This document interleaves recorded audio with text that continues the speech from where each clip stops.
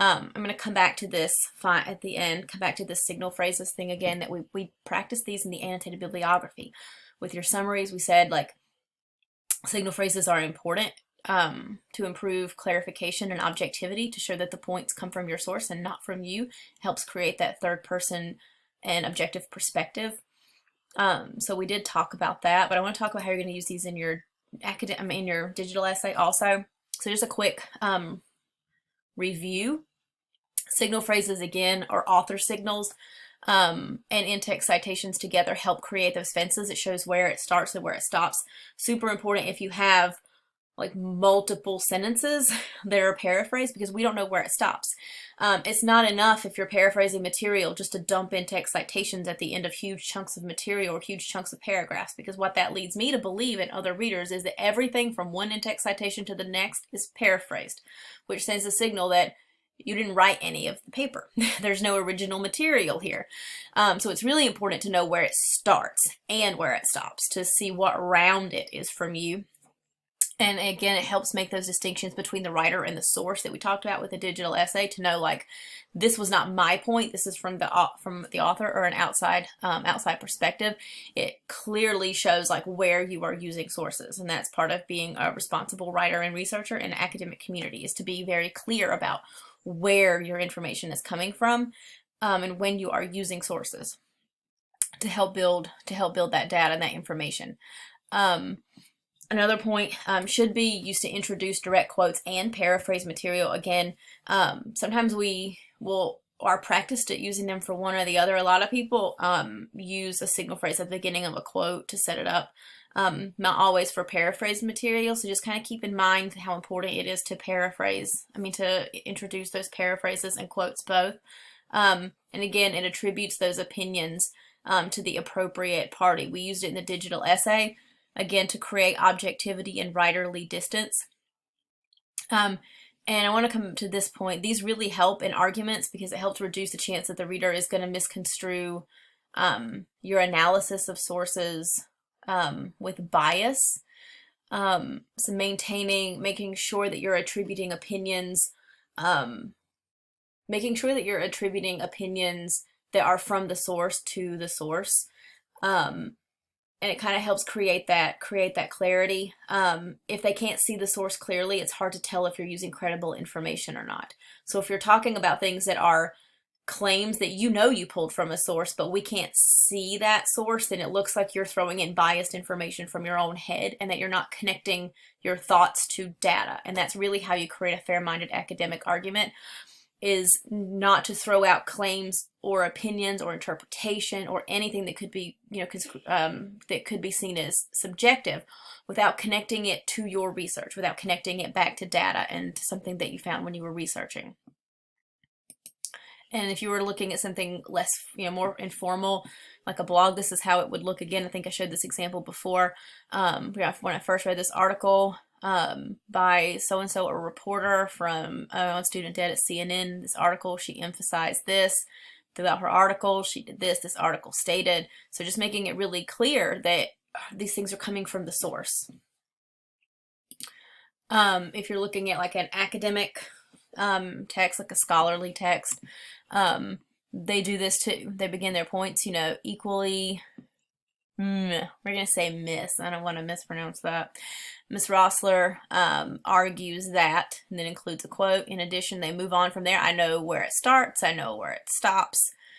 As Rayab argues, so they're synthesizing, pulling from multiple sources. Privacy represents sorry, I've got something on my screen over this. A constitutive public good, societal good, understood. And I don't want to, not necessarily the content of this is important, but that you can see how it looks. Equally, this person argues, as this person argues. So we have a place where we know where something starts, and this is a paraphrase.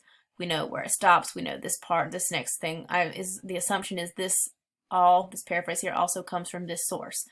It lets them know that on page 22 and page 23, stuff came from here. We can see that happening.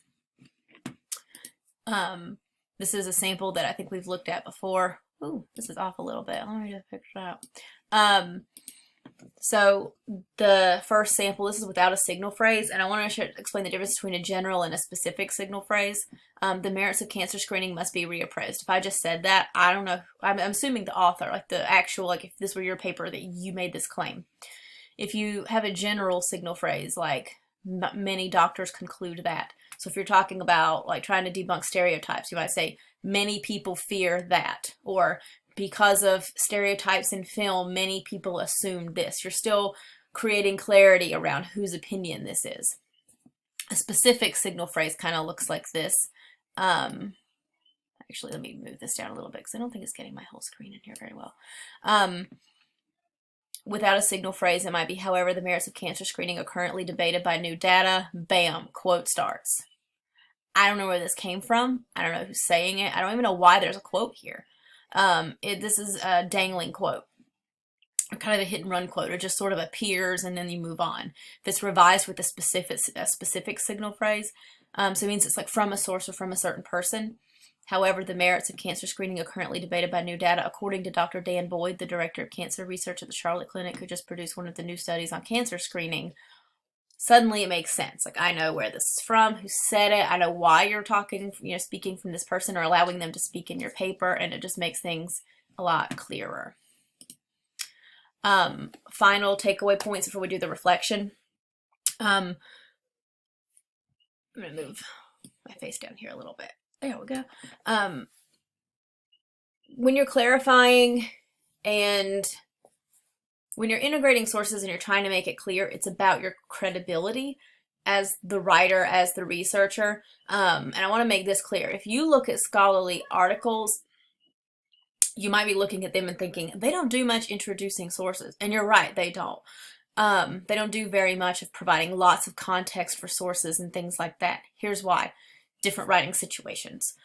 They are experts writing for experts. There's an assumed credibility on the writer's part, especially the peer review process helps with this.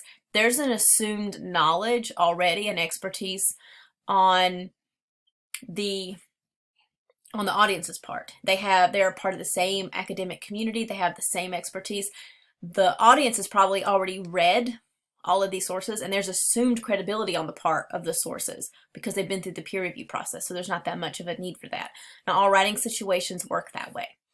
And I make that point because I want to clarify that you are not necessarily in that position. You're not writing a scholarly article for other articles, and you might not necessarily be an expert. One of the ways that we build, like if you're a novice in this area, one of the ways that we build our own credibility is by finding experts to back us up. Therefore, you do have something to prove to your audience because of the style that you're writing in, the genre you're writing in, the placement of it. It's a digital text, not a scholarly article. So you do have something to prove, and there might be an assumed lack of knowledge on the reader's perspective or on the reader's side where you do need to build up and explain some of this stuff for clarity's sake. So just kind of keep that in mind, that difference in those two writing situations. Your clear and effective use of sources, the degree to which you're fair with other perspectives, your ability to have an unbiased tone and wording when you're talking about other perspectives and sources are part of building your credibility. Okay. And being part of that is being trustworthy and fair-minded and all of that. So we're going to do a quick reflection. Take a few minutes to review the draft that you have. I asked you to add some text today to your document and to be working with some sources. I want you to consider at least 3 of these that are relevant to you. Where are you with adding sources into your essay? How many have you added? What kinds of sources or sections have you started with? That kind of thing. Does it look like you're using more primarily what's dominant right now in your essay? Is it secondary sources, primary, tertiary? What's your ratio for paraphrasing and quoting? I should probably address this one, especially if you've started quoting and things like that. Are there places where you can tell you need to make revisions? Places where you're maybe quoting unnecessarily or have long quotes that you can trim down, stuff that could be paraphrased. Maybe there are places you can tell you need to quote, like you've pulled from a study or an expert and you need to quote something to avoid that kind of hearsay, I guess, where you're saying, I swear this expert backs me up, but we can't see their words. Are you struggling at all with making it clear where you're using sources? What kinds of problems are you having with signal phrases, citations? Paraphrasing is really hard. And if you're struggling with that, I understand. It's really, especially because a lot of times when you're paraphrasing, it's because you know a lot in that section. So it is really hard to figure out, like, okay, where does the line draw? Like, where do I draw a line from what's in my head versus where I need to indicate it from a source? And that can be really tricky. And then what other questions do you have? If you have any, again, if you have questions, please, I'm encouraging everyone to post in the coffee shop so everybody can see the responses to some of those questions. If you feel comfortable with that, please do that. Otherwise, I will see you in the next presentation. Bye.